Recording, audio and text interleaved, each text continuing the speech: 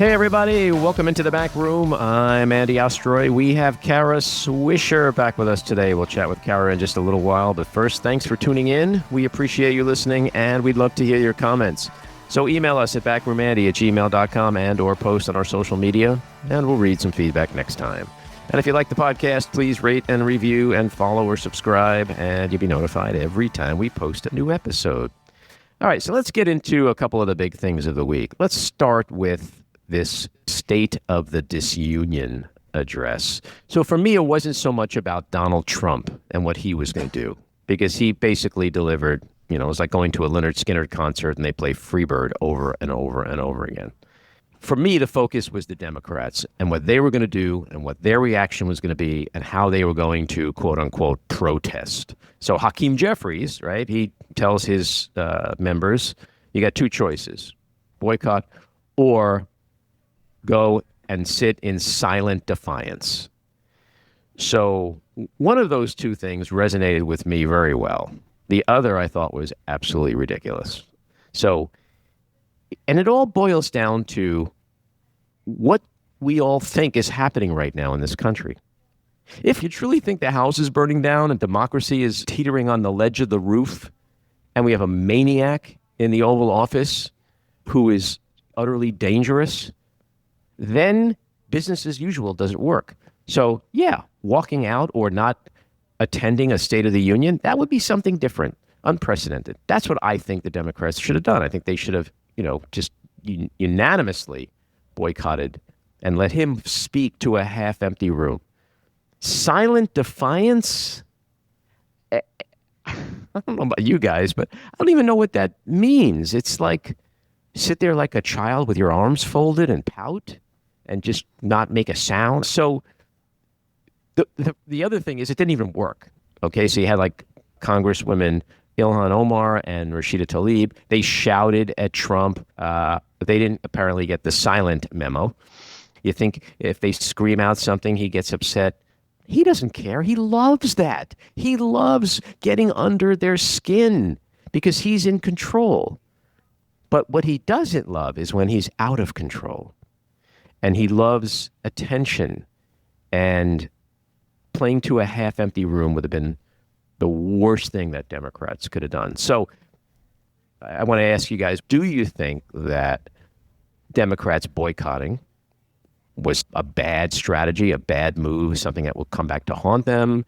Do you think it was a good move? Or, like, I'm kind of starting to feel, I don't think anybody gives a shit, because I think most of the country, unlike you and me and the rest of the nerds and the political junkies, they were probably watching reruns of Married with Children and not watching the State of the Union. I think that it would have been really fascinating to watch him speak to a half or a third empty room. I'm with you. I would have liked that strategy of everybody boycotting. Some people boycotting and then the rest of the people there kind of looking very stiff. I don't think it worked. And I really, really think that in the long run, the whole State of the Union is just pageantry. I don't think that people are really paying attention. And I think the net was that the Democrats actually won because he didn't address the issues that people are really concerned about. And the numbers speak for themselves. So, for instance, his approval rating is now minus 17 on the economy, minus 13 on immigration, minus 30 on inflation. You can't take that away by giving people the Purple Heart. It just doesn't work. And worse, he stood there and said, don't worry about the prices you're paying in the supermarket.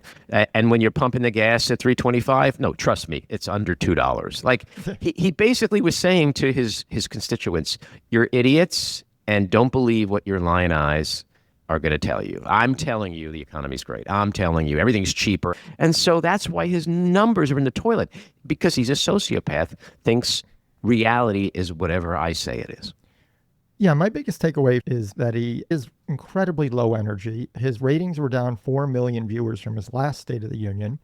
And, it looked like he was holding on in order not to fall down at points in the speech. It was so phenomenally boring that I can't even believe there were that many people watching it. But, it skews incredibly old, incredibly white. It's not indicative of where the country is at in terms of who watches. I just think it doesn't have much impact. And yes, I think the Democrats could have unified better, but they could have done many things. I did like what Al Green did with his sign. Yes. I thought that was great. There was just one thing I want to say something about Al Green. Before the address, he got all the Democratic members together because he wasn't sure that boycotting was a good strategy. So he just started to sing, "Let's stay together." Did it work? Oh, no, it didn't. That was a podcast dad joke. Yeah, we know. But by not watching it, you missed my favorite part. I chose not to drink alcohol, I think, for the first time in a State of the Union address in a very, very long time. But my blood pressure was completely up because I wanted to choke. I know what you're going to say. I know what you're going to say. You're going to choke. You wanted to choke Mike Johnson? So badly. And then Matt had even a better idea. What was my idea? Remind me. He said I texted you. You said you wanted to kick him to death. Oh, yes. Well, that's true. I thought choking wasn't good enough. It's funny. I have seen many, many clips at this point. And one of the things that kind of infuriated me and made me laugh at the same time was just how Johnson sits there. Like, forget that it's the House chamber and that he's the speaker and the president's in front of him. It's like they're in a schoolyard and the bully is like, "Hey, Johnny, you fat little four-eyed fuck." And then there's like that other kid, that little kid next to him who's like, "Yeah, get him." That's right. That's Mike exactly Johnson. it. Yes. Yep. It's like somebody said this week, and this is genius. Somebody said like Kash Patel has that, "Hey guys, wait up" energy. I have to That's say what the it's best like. the best joke about Kash Patel, I think, came from Jon Stewart, which talking about his appearance in the locker room with the winning hockey team. He said, "Was this a Make-A-Wish?" But the thing about Johnson is that there was a moment where Trump said, "I could do tariffs and I don't need to go to Congress." And Mike Johnson like he's applauding. It's like, but hey, buddy, you actually are in charge of Congress. Like, he's talking about circumventing your authority, your power. Like, you really shouldn't be. He's clapping to consistent. that. He certainly is letting him circumvent everything. But back to the Democrats for a second. Here's another problem I had with them being in the room. Because when you're in the room, you have to know that there are going to be some things that it's just not a good look if you don't get up and applaud. Sure. So for example, Trump referenced that poor young woman who was butchered on the train. I think it was in Charlotte, North Carolina. He had her mother in the audience. He says, "Everybody, this is her mother." Everybody gets up and applauds. The Democrats sat silently. So now you're faced with, okay, silent defiance isn't getting up and applauding, right? But how do I not get up and applaud for the mother of a woman who was murdered? Murdered, by the way, by a guy who is a U.S. citizen, but who Trump said was an illegal alien who crossed the border. Well, that may be why they didn't get up. I understand that, but that's real nuance, Maddie. Right? I'm just saying. It's true. It is putting a lot of very faith. nuanced. Agree. I would just say you're that putting a lot of faith in the people at home to go. Sure. But well, those clips play really well on Fox News and OAN and Newsmax, but But here's the thing: there was something else they did get up. I forget what it was, but there was something else they did get up and applaud. Yes. So it's like you applauded for that, but you didn't. So that strategy to me was just a mess. And Democrats really need to sit in a room and go, "Okay, guys, is the House on fire or not?" I've said this for months. Your strategy will be dictated by whether or not you truly believe the house is on fire. Because if my house is on fire, I don't go, "But I'm really hungry. I'm going to get a snack before I put out the fire," right? I go into combat mode. I grab the fire extinguisher. I tell everybody to get out of the house. I grab the passports. Fire mode. They're not in fire mode. They are still not in houses on fire mode. Some of them are, some of them aren't. And that's a problem. I think one of the issues, though, about the State of the Union is things that the ratings don't capture, and that's second screens. And I will bet that ridiculously long speech, which lasted longer than any other State of the Union, except for his last State of the Union, which was this previous record. I bet you that the majority of people, even though it's not being captured in the actual ratings, are looking at their phones. They're doing other things. They're not paying attention to the nuances of who's standing and when they're standing. They're just sort of half listening. I'm going to disagree with you. The only thing that probably came out... I'm talking about myself. Well, duh. But I'm going to disagree with you. I think that will probably be one of the biggest takeaways because, it's on it'll come up in some sort of advertisement for a Republican in midterms and blah, blah, blah. Oh, sure, yeah. So I do think it's relevant. But the most interesting part of the State of the Union was the rebuttal. And Abigail Spanberger was clear and short and concise and talked about issues. She didn't talk about herself like Trump focused on most of the time. And she was the winner. 100%. The one thing he needed to do, which he didn't do, which he actually went in the opposite direction, was on affordability. He was supposed to tell people, this is a problem. And like I said before, instead, he said it's not a problem. And I think for those who were watching, for those who are paying attention, he didn't talk about my problems. And he mitigated my problems. He dismissed my problems. The economy sucks. People are upset, even Republicans. And he is not addressing that problem. So in that sense, I think it was a win for the Democrats, despite their own disorganization or whatever. Yeah, completely. Let's talk about the Epstein shitstorm. So this week we learned there were files of a woman who was interviewed by the FBI in 2019, 4 interviews, in which she claimed Donald Trump raped and hit her when she was between 13 and 15 years old. Well, we learned through reporting by MS Now and NPR that 3 of those 4 interview files are missing. 3 files accusing Donald Trump of raping a 13-year-old are missing. Why are they missing? Where are they? Right? That's huge. It's beyond huge because that's the boulder rolling down the hill that he's desperately trying to outrun. Mm-hmm. And I see that as a huge thing for MAGA. This is the one thing they somehow have decided we're going to give a shit about. Okay, we don't care if he lies, we don't care if he grips, we don't care if he calls somebody the R word or the N, whatever. It doesn't matter. The rape of underage girls, that we give a shit about. So I think if we go back and listen to our conversations of 6 months ago, you're going to hear me say consistently, this shitstorm is not going away. It's getting bigger. And I believe it is eventually going to bring him down. Mm-hmm. MAGA and independents, they were promised accountability, right? Put us in power. We will bring down this deep state. And so I do think the folks at home are watching this and going, where is the accountability you promised? Where is the justice? And that's part of why I think the numbers Jen cited before are what they are, especially with his overall popularity.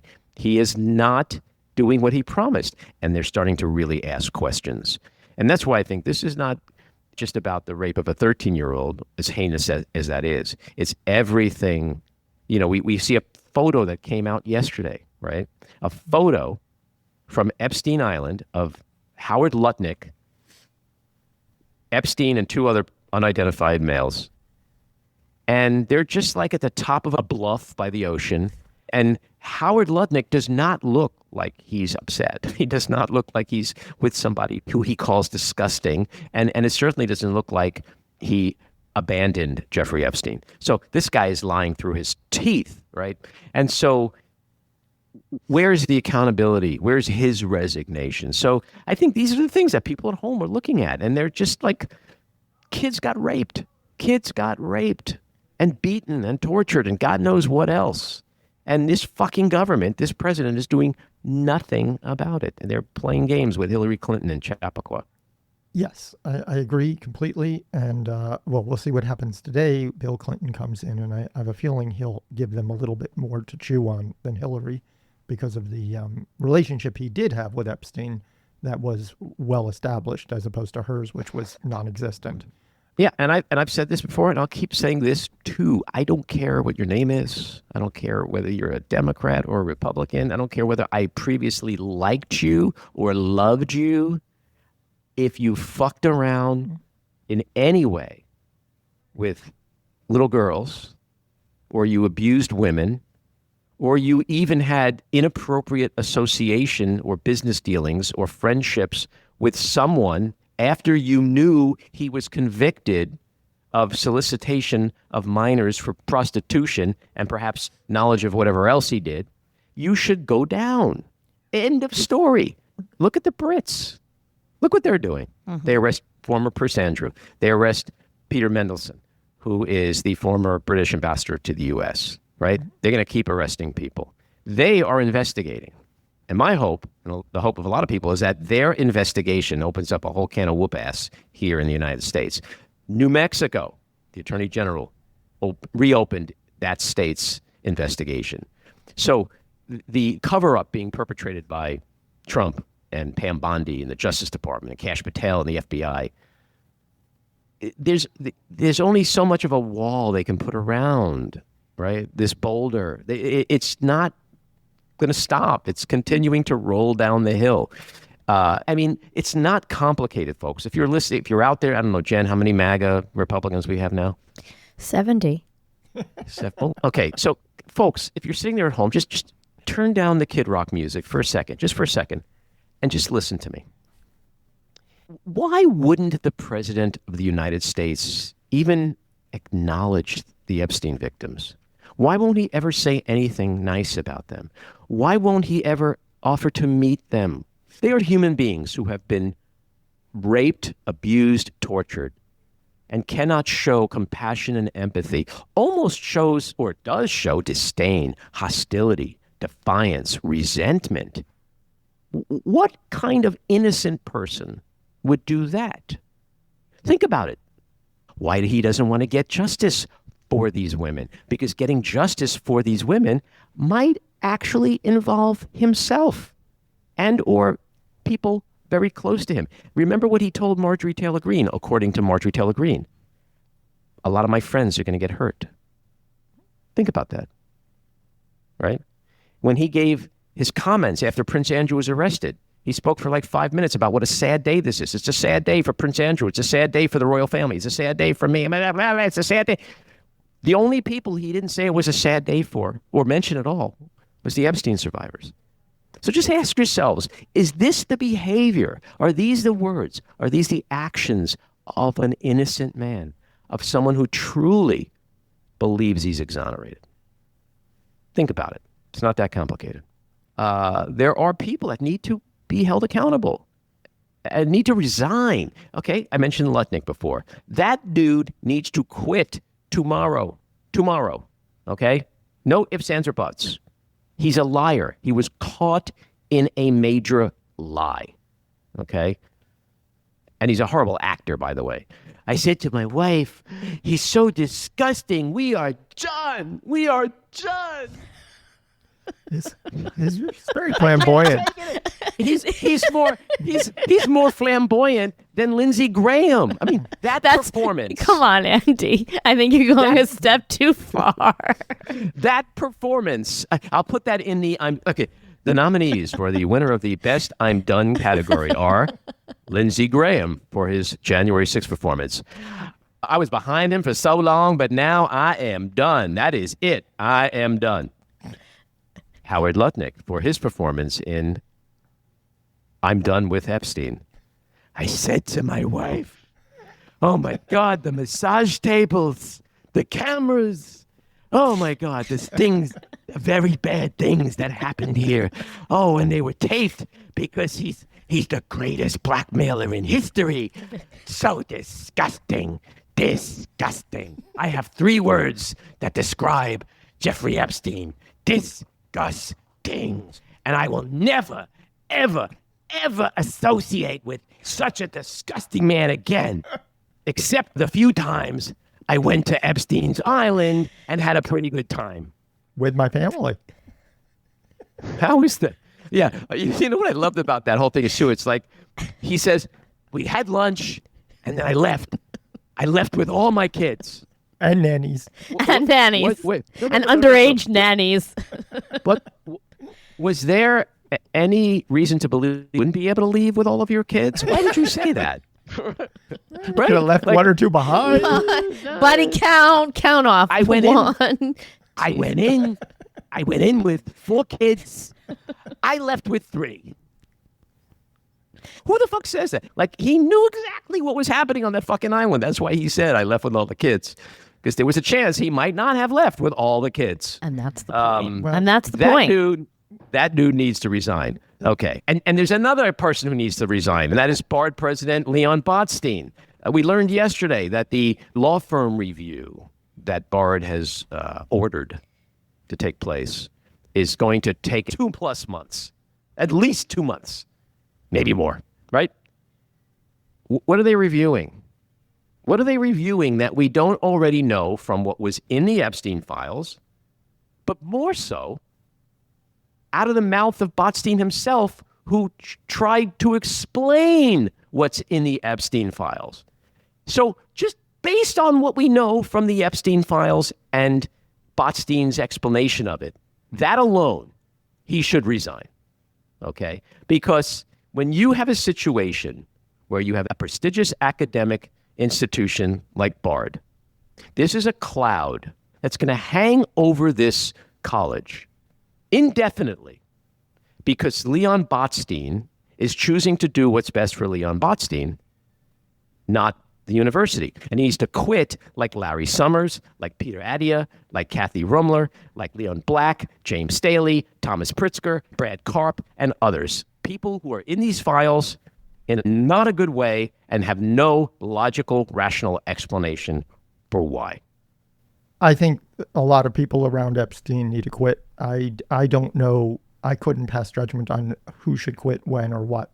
And really? Yeah, I can't. I can't say really? For sure. I don't know enough about the situation. Should Howard situation. Lutnick quit? Should Lutnick quit? Lutnick should never have been hired to begin with. He's been a vile man since. Should Lutnick quit? Sure, he should quit. He shouldn't have been fired. I agree. Okay. So you just said someone should quit. Yes, I agree with some of them. I think Leon Black is in the files in ways that are despicable and basically show that he most likely raped children. That is a very disturbing person who should be indicted, probably, and some of the people around him. So I'm not jumping on what I would call moral panic on everybody in the files until we know more. I'm not against an investigation if it takes 2 months. I'm just asking about Botstein in particular. We know what he did, choosing to associate with someone he knew at least was convicted of solicitation of minors for prostitution. That's a hard bar to get around, in my mind. It is. In general, I would agree. So I'll say what Matt won't. I think that there are bigger fish to fry than Leon. However, I will say that because he is the head of a college, a particularly progressive liberal arts college, his focus obviously is fundraising, academic prowess, and safety of his students. I think that the safety of the students at this point is,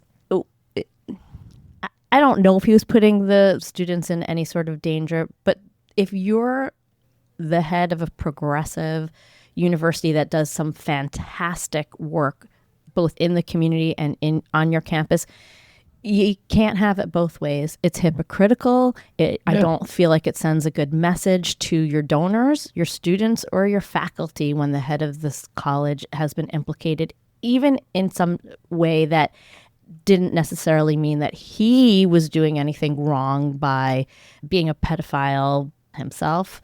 It's not a good look. He's done some incredible things with the Bard Prison Initiative, et cetera, et cetera.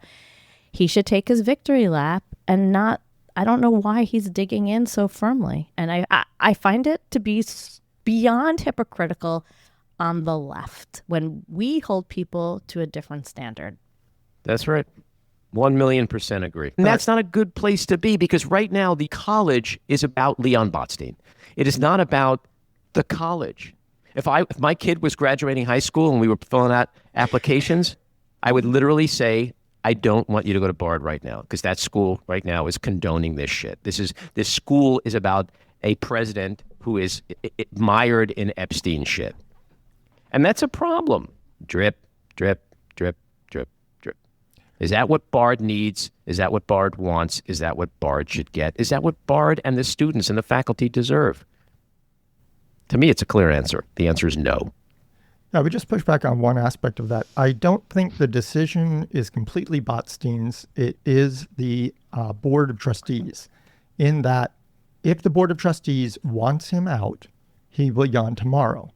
The Board of Trustees hired the law firm. The Board of Trustees on any... But if Botstein wants to be out, he's out tomorrow. So how is the decision not Botstein's? Because in these situations, they're pushed out. It is normal behavior to be pushed Nobody out. pushed Larry Summers out. He resigned. We don't really know what happened behind the scenes in any of those situations.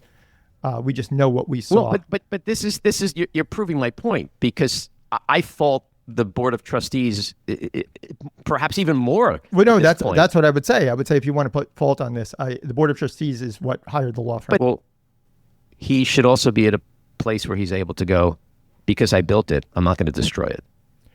Yeah, I don't think he's going to be there in a year, but I don't know that he's going to leave much sooner than that, because I think their plan is clearly to, as they've announced, to look for a replacement, not only because of the Epstein affair, but the fact that he is 79 years old and he's been there for literally 50 years. And biologically, the clock is ticking and they need to find somebody, no matter what. I will continue my prediction, and we have a bet that Leon Botstein will resign, because there are a lot of students, faculty, there are a lot of people in the community that find this repulsive, that he is refusing to quit. There are two sides to that. Yeah, well, of course, there's always I meant in terms of the staff and the students. Of course, there are always going to be people who are yay and people who are nay. However, that's proving my point, that becomes the narrative. I agree. That there are people at the faculty level, perhaps even on the Board of Trustee level, students, instead of going about their business every day and learning and teaching, they're fighting about Botstein. And that needs to stop. So anyway, that's my 2 cents. All right, let's get to our winners and losers. My winner, the chief federal judge in Minnesota, Patrick Schultz, who accused federal officials of continuing to disobey judicial orders related to immigration enforcement, and then writing that one way or another, ICE will comply with this court's order. My loser, Dr. Oz's new healthcare proposal, which would allow the annual deductible to be 8 times the average for someone with job-based insurance. My winner is David Ellison, the Ellison family, because now Netflix is backed out of the deal with Warner Brothers, and Warner Brothers will almost certainly be under the control of Paramount and the Ellison family. My loser is CNN, which is destined to be destroyed by the Ellison family. My winner, New Jersey Devils hockey star Jack Hughes, who, aside from being Jewish, scored the winning overtime goal in the men's Winter Olympic final over Canada to give the U.S. its first hockey gold medal since its victory over Russia in the Miracle on Ice in 1980, making Jews like me proud as fuck. My loser, House Oversight Committee Chairman James Comer, for continuing to use taxpayer dollars to protect pedophiles. And honorable mention for loser, Congresswoman Lauren Boebert, who violated the rules yesterday by taking and releasing a photo from Hillary Clinton's deposition, which is her second inappropriate public handjob. All right, that gets us to the weekly rant. So let's talk about this fucking clown show that took place yesterday. In a private deposition, Hillary Clinton was grilled for 7 hours by the House Oversight Committee investigating Jeffrey Epstein. Epstein, a convicted felon, sex trafficking pedophile, who she never met, never spoke with, never hung out with, never flew with, and never visited his island, his New Mexico ranch, or his Manhattan mansion. And here's the truly infuriating part. Over 1,000 children and women have been brutally raped, tortured, trafficked, and perhaps worse, and who have yet to achieve accountability and justice for the heinous crimes committed against them. Because the Republican-controlled Congress has decided it's more important to stage political theater and protect these pedophiles. So are they also going to depose Donald Trump, whose name appears in the Epstein files more than God's name is mentioned in the Bible? Over 38,000 times, who's been accused by a woman who claims he raped and hit her when she was between the ages of 13 and 15, the FBI interview files of which have mysteriously gone missing, who was best friends with Epstein, who hung out frequently with Epstein and his sick pimp, Ghislaine Maxwell, who's been photographed with them a zillion times? Fuck no, because Oversight Chairman Comer doesn't feel it's necessary. And because, as Congresswoman Nancy Mace said yesterday, he's already answered questions and has been exonerated by the victims. Hillary, that's who's important. Nor does Comer and his committee of pathetic pedophile protecting Trump sycophants feel it's important to depose Commerce Secretary Howard, I dumped that disgusting Epstein in 2005 Lutnick, who we now know lied about all of that because he's in the Epstein files, having been to the island in 2012, years after Epstein was convicted of solicitation of minors for prostitution. Hillary, that's who's important. As for Trump, he's Mr. Innocent, Mr. I'm totally exonerated, despite the missing rape files, tons of redactions, and 3 million files, half of the total, still at DOJ and unreleased. One would think that if Trump was truly innocent, as he claims, and that the Epstein files totally exonerated him, as he also claims, he would be eager to release everything, unredacted except for the survivors' names, and also volunteer to testify before the Oversight Committee. And why not? I don't know, if a cloud of suspicion hung over me about something and I was truly innocent, what would I have to lose by telling the truth and clearing my name, right? Those are the questions every Republican and independent should be asking. Why won't he testify? Why is he hiding the 3 million files, which reportedly contain even more incriminating shit in them than the previously released 3 million? Why is he doing everything humanly possible to keep these files buried?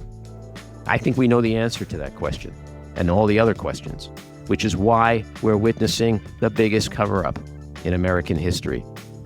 But lastly, and while the Republican Party likes to claim they are the party of faith, family values, and law and order, they are doing nothing but protecting the monsters who raped children. So the Republican Party is officially the party of child rape until they demonstrate otherwise. All right, let's get to Kara Swisher. She is the host of the podcast On with Kara Swisher and the co-host of the Pivot podcast with Scott Galloway. She was the co-founder and editor-at-large of Recode, host of the Recode Decode podcast, and co-executive producer of the Code Conference. She was a former contributing opinion writer for the New York Times and host of its Sway podcast, and has also worked for the Wall Street Journal and the Washington Post. She's the author of several books, including her latest, Burn Book. Kara, welcome back into the back room. Thank you. How you doing?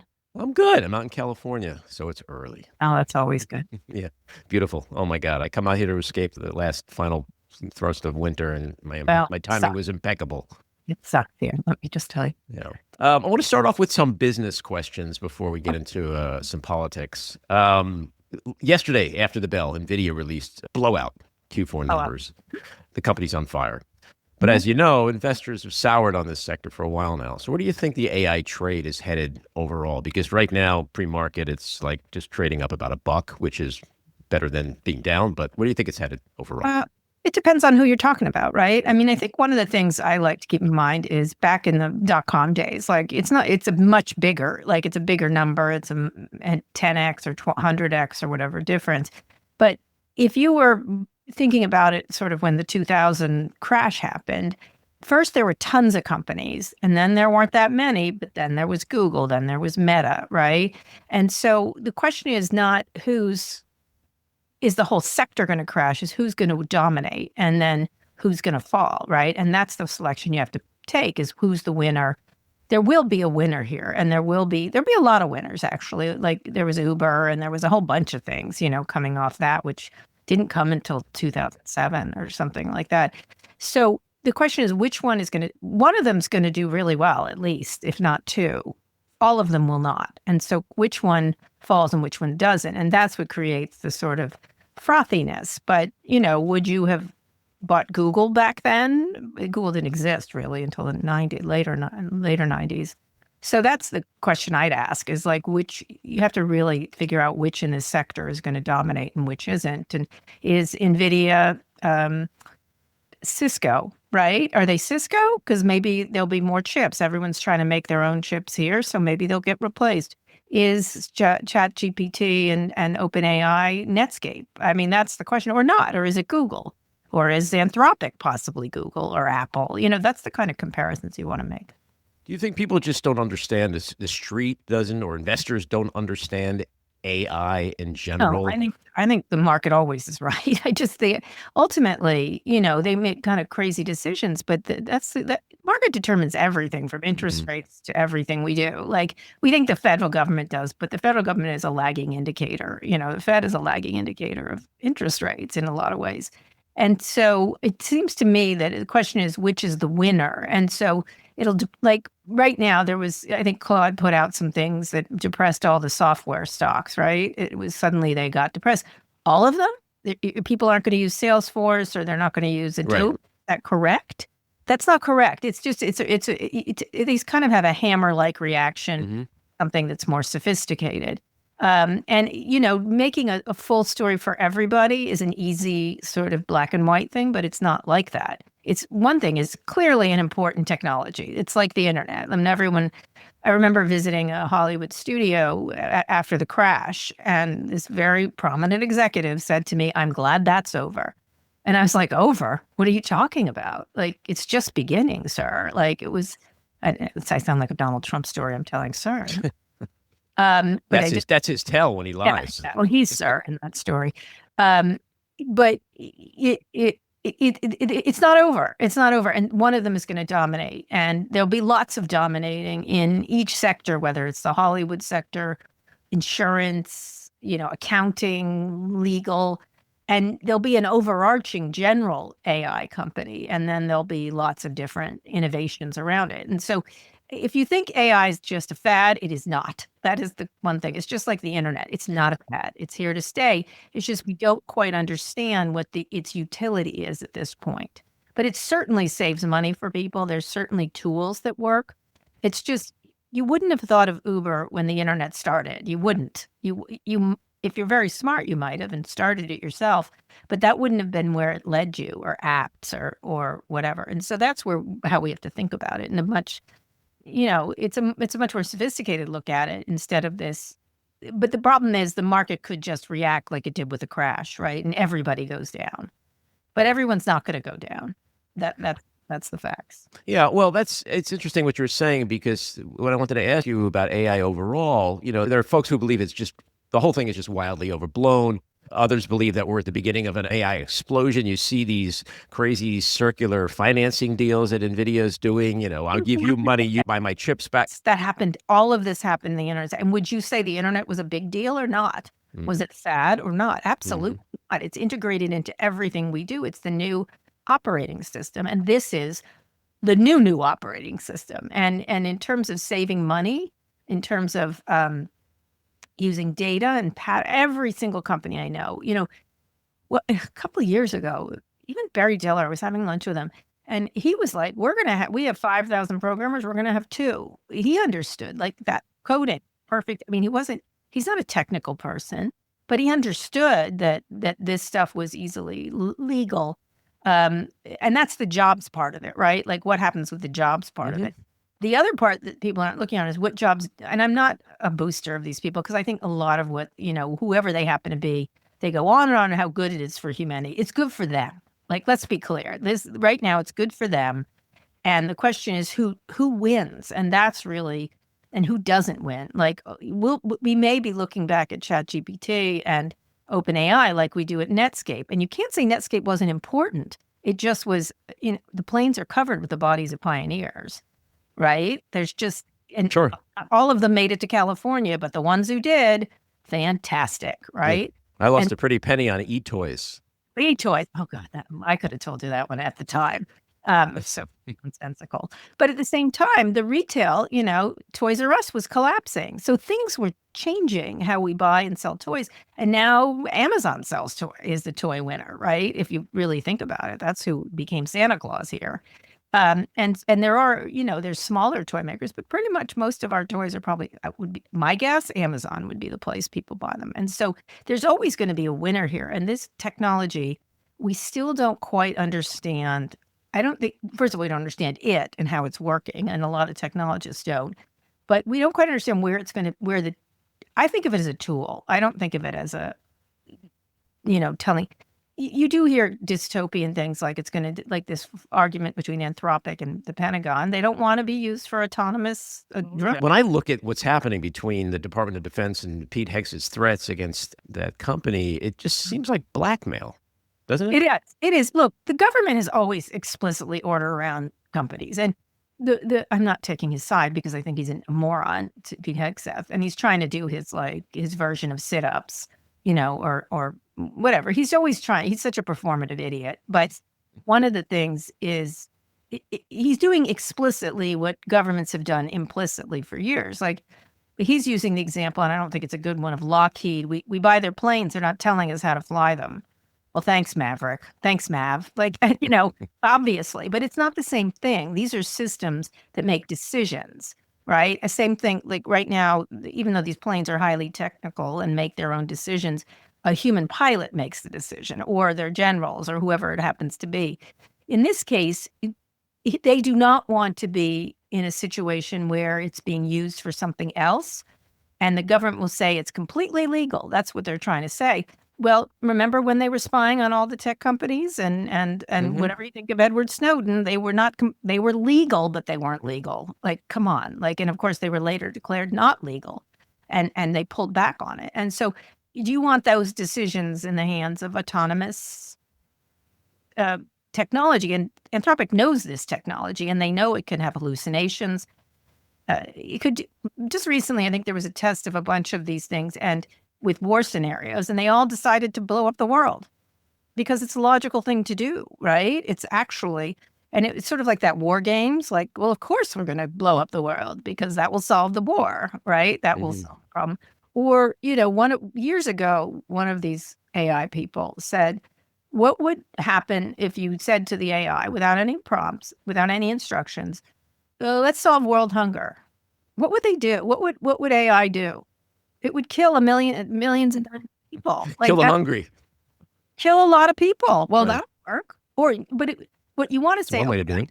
Let's not kill people. Let's figure out how to do crops in a way that's safe and more efficiently. That's a very different prompt.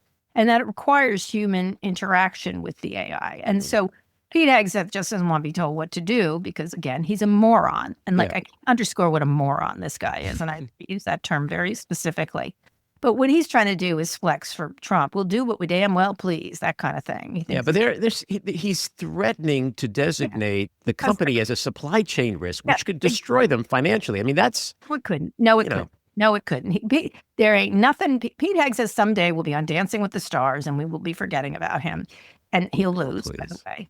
I'm just telling you, this company is doing incredibly well in the enterprise space. I think both Scott and I, Galloway and I, think this is the dark horse of the winners at Anthropic. Everybody, it's the best technology. It is most focused on safety, although they're pulling off some safety things. Like they want to win, but they're sort of running past a lot of people in enterprise. And I think a lot of companies, not Pete Hegseth, wants a company that thinks about that safety. They want a company that's thinking about ironclad results, because if you're putting your whole company on these things, you don't want it to be crazy, right? You don't want it to do something crazy. And so I think, look, if they don't get the Defense Department thing, it makes them different from the rest, doesn't it? Right?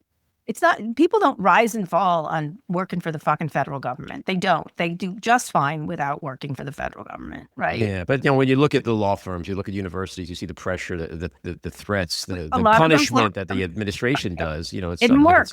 Didn't work. The government can get in your way, but it can't create value. I mean, it didn't work for the law firms. It didn't. They're suffering. The ones who said yes are not doing well. The ones who said no are doing just fine. Like eventually this stuff doesn't work, right? And there's lots of ways the government puts pressure on these companies to get what they want, even if it's not this explicit and this corrupt, right? Corruption is really the problem here, is this, right? the government has always ordered around companies. They just have, whether it's Democrat or Republican. The question is how they're doing it here and with what level of corruption. Yeah, this is mob-like. Yeah. Just again, Anthropic will be fine. I'm not so sure about Pete Hegseth. I think it's a real. He can do all he wants, and he's got. By the way, he has plenty of choices. I hate to agree with, speaking of Nvidia, that out of Nvidia, they'll be fine. They'll be fine. And I think what you have to do is take a deep breath and understand that in many ways, it gives Anthropic it's not great for the government to be meddling. They shouldn't be meddling in the Netscape deal, except where appropriate with the right people. The president, I'm talking about the administration, shouldn't be meddling. They meddle all the time to get ideological things, but the market eventually will push back, and the ideological stuff will fall away because it's ideological pressure is anti-innovation, is anti-capitalism. This group of people behaves like communists. That's how I look at it. Whether they're investing in Intel, they're doing industrial policy. They're being mercantile, and that's how wars get started, right? Really, one of the things that China is a mercantile system where the government decides, and it works to an extent because they have a population that's used to this, but not in this country. It doesn't work in this country. The companies will eventually win. Yeah, it just, I agree with you ultimately, but, in real time on the ground, when you have an old adult sociopath, corrupt sociopath at the top, it's craziness. It's telling companies what to do. And that is the one thing. Look, companies have made, what the government should be doing is stopping companies when they start to do illegal things that hurt people. The government should, it's like, the job of government, say in New York, is to plow the roads. It is not necessarily to do other things. Look at this. Zarmandame said we're going to pay $30 to do it, and snowplows. Guess what happened in New York? That snowstorm went away in 2 seconds. Okay, it worked, right? That was a great move by him. A lot of people were like, "Oh, dare they pay this much?" Well, it worked. That's effective government, right? It might have cost more, but what would it have cost if that snow had remained on the ground, right? That kind of stuff. And so eventually government's job is to protect people, keep the public safety, guard against abuses by corporations who are always going to try to abuse. They just do because they believe in whatever the shareholder wants. And to deal with the fucking Epstein files, but that's another issue. Yeah, well, we'll talk about that in a second. But the problem with the Trump administration and Trump himself is that he basically says, "I'll plow if you pay me, and do what I want." And that's the mob-like aspect of it all. He's explicitly corrupt and corrupt. Yeah. Surrounded himself by people like Pete Hegseth. When he says jump, they say how high, not what's in the best interest of the U.S. government. And by the way, most people within the Defense Department will tell you Claude is the best one, right? So they're just shooting themselves in the foot by not having a vibrant amount of.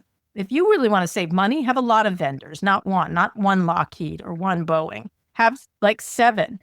That's a great way to bring prices down for the U.S. taxpayer. But again, that's the moron. So. You ever see? I saw a film clip the other day of him when he was back on Fox, and he had a very soft-spoken voice. He was talking like a normal person, not like that, uber macho thing that he does now that Trump does. They're so performative with their tough guy, imagery that they're trying to project. He was an unsuccessful military person who now is trying to lord. And a weekend anchor. Couldn't even make the Monday through Friday rotation. There's lots of people who surpassed him. So whatever. Okay. What about, speaking of corruption, what about the Warner deal? Who does that go to in the end? Is that just going to be cronyism and corruption that the Ellisons get it? There's always been an element of cronyism, corruption in many of these deals. But I do think, no, I don't know. I think I'm sort of surprised how badly the Ellisons have handled this, especially David Ellison, because all he had to do was pay more and he would have gotten it, right? If he really, really, but Daddy wouldn't give him the money, right? He doesn't have control of the money yet. He may someday, but he doesn't. And so there was so much little stuff they could have done, like the stuff they just did recently, like pay for a breakup fee. Right. Except there was all these, they were very meddlesome around deals before the thing closed. and Netflix wasn't, all this manner of stuff. I was talking to these people. I was like, just get to them. Like, just, what are you doing? Like, Well, they raised the bid, right? Was it 31 now? did, but they didn't raise it to 34. If they want Right. it, 33. But is it worth 34? No, it's not worth 31. But you want it, like, that's Right. right. Like, Right. only winner here is David Zaslav in this scenario, because that was a falling knife, and he's managed to make it into a bidding war. As on its own, it was a falling knife. So one of the things that'll be interesting to see is what the Ellisons have done here. For some reason, I don't know why, is give Netflix the pole position to decide whether to. It's not so much that Netflix will just walk away now, and so that's what you wanted to do. You wanted to do the coup de grace, And I don't think they have, and it's taken so long that if the Democrats win in November, the Ellisons are going to undergo holy hell, right? In terms of trying to get this thing passed. If you think Trump can stop it, so can the Democrats, especially if they get in power. And Trump's political capital will be wasted here. He's not going to waste his time helping the Ellisons, right? And so they've taken far too long to do this and created much too much of a paper trail of what happened here, that it's going to be problematic for them. And the second thing is, this deal is existential to Paramount, except that they're rich, right? It's a leaky and lumbering media ship. And if they don't get this deal, I don't know what they're going to do, because, they just put in their results. They lost money again. It's just, they need to be bigger. That's just the way it is. Netflix does not need this deal. Netflix took that money it would have spent on Warner and bought content and did all manner of things, they're still going to run past them. Where's the best fit, though? Putting aside politics and Netflix. cronyism. As much as Hollywood, well, I'm not going to use this term. Someone said it to me, but it's just a taller, short person, right? That's what they're going to be, Paramount, Warner. And the question is, can they, one of the things they tend to do at Paramount is, there was a press conference and they were saying, we're going to use AI. The same thing. We're going to use this. We're going to use that. I'm like, how? And they're like, AI. And you're like, yeah, how? AI. I was like, got it. AI, how? Where is the actual savings? Where's the actual improvement in creativity, right? Well, I know the answer to that. Cut everybody, my friends. That's what's really interesting is that the Hollywood unions are sort of very against Netflix for lots of reasons. They haven't liked Netflix success for a long time. I get it. They've changed the equation, but it's not Netflix's fault. It's Hollywood's fault that they had this ridiculous, bloated, economic, disastrous system. And they're very romantic about their screens, and they're very romantic about everything. And they hate when I say this, but you know what? The consumers have decided. It's not the tech companies that are killing them. It's the consumers who like to watch these things at home or on their phones or via TikTok, or like Hollywood and the music industry for years was shoving an album down our throats, for example. And I remember arguing with them. I'm like, what if someone wants one song? Well, they should take the album because it's an art form. Well, fuck you. I want one song, right? Like, sorry, my friend. I want what I want. And so I think... I just want Cruel Summer. I don't want anything else. Whatever. You want all of it. You want all of her. But in the case of Netflix, like, they're like, we want a 45-day window. This is, speaking of communism, like, let the companies do what they want. Like, let them, if they can make money not having a 45-day window, I get... Right. Want to help the theaters. You know what killed theaters? Shitty theaters. Sorry, theaters. You don't have a God-given right to have it. You have expensive popcorn, shitty seats. For years and years, you made it a bad experience, so people created a home one. And I'm sorry to tell you that, but it's the case. And in the case of Hollywood, AI certainly will impact everything. I could think of 10 different things, costuming, all manner of things that they could do in a much more efficient way. But that's not because of Netflix. It's because Netflix saw an opportunity and walked into it. It's because the system didn't renovate itself fast enough. And so, to me, a Netflix Warner thing, well, okay, it's not big enough. It's got to then do something else. And the people, look, I'm sorry, I like David Ellison personally. He's a nice guy, but he's utterly incompetent in running this company, right? He's got some great people under him. I think Jeff Shell's very talented, George Cheeks. I think Jerry Cardinale, their investor, is very smart. But so far, every choice that David Ellison has made, including at CBS News, is idiotic. Like, losing Terrell. The CBS Bari Weiss thing is beyond idiotic. But you know what? Who cares? Nobody's watching CBS. Like, it's small. It's the number 3 in a dying industry. On our conference call, when we were doing our pivot tour, everyone asked a CBS question. And I said, show of hands, last time you watched CBS News? Nobody. Sorry, why are we arguing about this? She's not going to fix it. Even if you like... Well, I guess the issue is that not only is it dying, but now it's just a puppet of the Trump administration. Oh, well. Nobody was watching. Which is dangerous. It's a very slippery slope. Bad Fox News. Fox News does a great job at doing whatever that propaganda, right? They're not going to catch Fox News. They're not.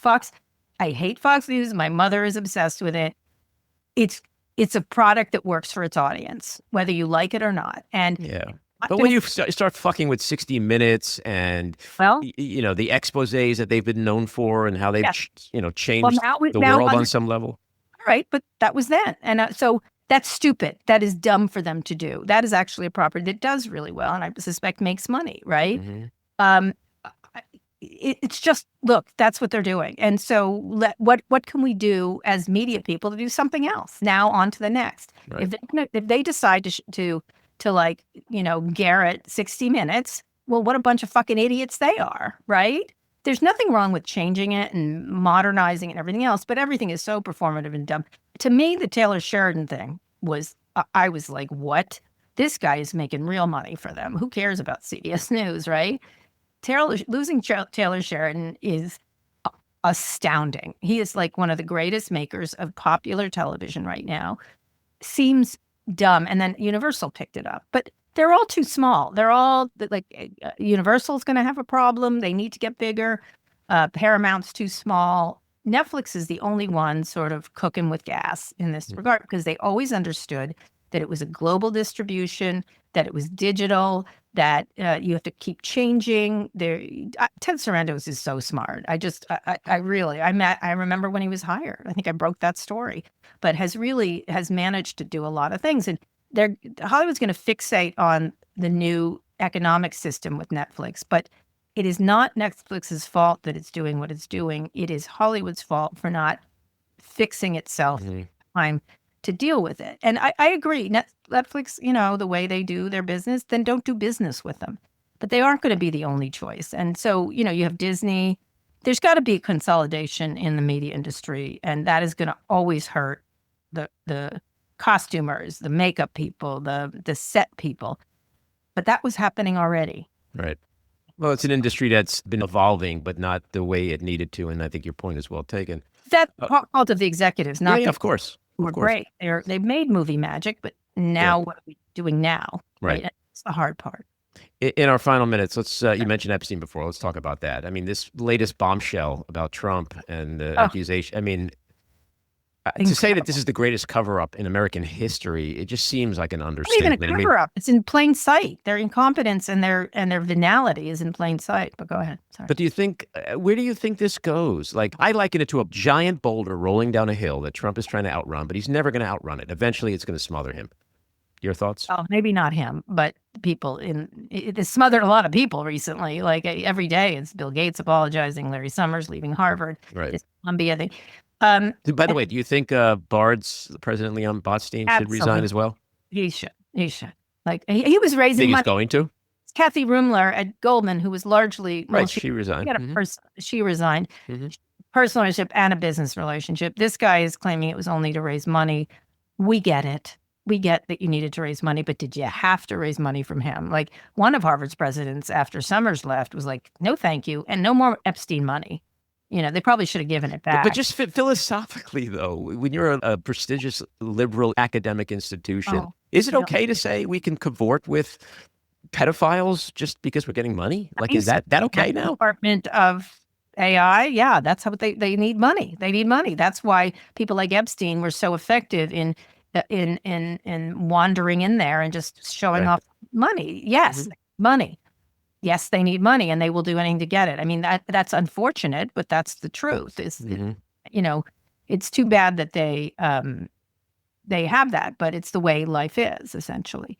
And so everyone's going to suffer. The problem months ago, maybe when it first started. Remember, Scott and I got in an argument, and he said, "Oh, this will run its course." I was like, "This will not run its course. This is at the dead heart of the Trump administration and their supporters.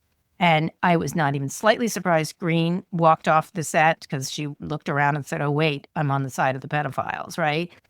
This was, if you followed anything in right-wing media and QAnon, which is the crazy side of it, the Epstein thing was the animating force of this. Absolutely. Totally. Animating. And everyone's like, oh, it'll just, I'm like, no, it won't. No. It also now has turned out to animate everybody else. And it's not because it's prurient and grotesque and sickening. It's because, and it links with this feeling of the rich get whatever they want, including raping children, right? Like that's what it gets to.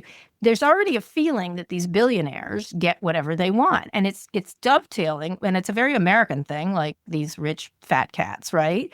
It's a long time, we either revere the fat cat, we revere the rich, and then they become fat cats, then we hate them, right? That's really the cycle that happens, the Gilded Age, whatever.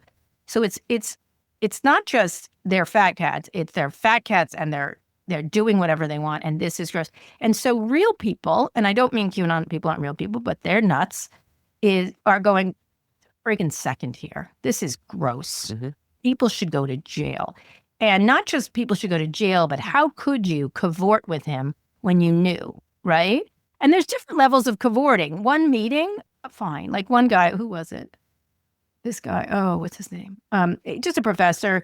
He got on the phone with him because he got pulled into it by another professor who was getting money from Epstein. It's okay. Like, it's fine. Like that, like this guy was really oily in the way he got into these things. Doing all those emails that Peter Attia did, another stupidity from CBS News. I mean, I literally texted one of their execs. I'm like, are you kidding me? Why are you waiting? Like, this is ridiculous. And they thought so. I was like, I'm sorry. It's not like a edge case here. This guy was like cheering on something creepy. And so, it's just a question of where they are. So some people are going to suffer reputationally. Other people, the real focus obviously should be on finding the perpetrators and putting them in jail. That should be the section. But we can also reflect on what this guy did and how quickly he got into society and corrupted everybody, right? Including Donald Trump. And the question is, he keeps saying he's exonerated. He hasn't been investigated properly. Well, there's still half of the files that haven't been released yet. So how do we know if he's exonerated or not? Or how does he? Correct. It's all bullshit. That's what he's going to say. Yeah, of course. He's going to keep saying it because he's a repetitive person. And so if he says it enough time, we'll go, oh, yes, of course. But he clearly was friends with him. He clearly hung around with him. Now, he may not have done anything, right? I don't know. But where are these missing files? And why are they missing? Why are they doing that? And it is not a mistake. It is not a mistake. It is done on purpose. And they will say, oh, they're hoping we don't see, right? And luckily there's, by the way, AI helpful here. What's missing? You know what I mean? AI is great for this stuff, like kind of stuff. And so, people are figuring it out. And, it reminds me a little bit when the Japanese internment thing happened. There's a great podcast by Rachel Maddow called Burn Order. All the documents were there of what they did, how they lied about Japanese Americans, right, in order to get them interned. They lied. They actually lied. They lied to the Supreme Court about the actual information that Japanese were not. They just lied. They had all these reports that Japanese Americans were not actually the way they said them in order to get them interned. And this one guy, his name was Ben Detson, who worked for the guy who ran the Western military operation, who was nuts. He's sort of like the Stephen Miller of that era, essentially. He wrote a thing that essentially said, we're lying, but we're going to do it. And then they hid it in the files. And this one Japanese American woman whose family was incarcerated found it by accident because they buried it.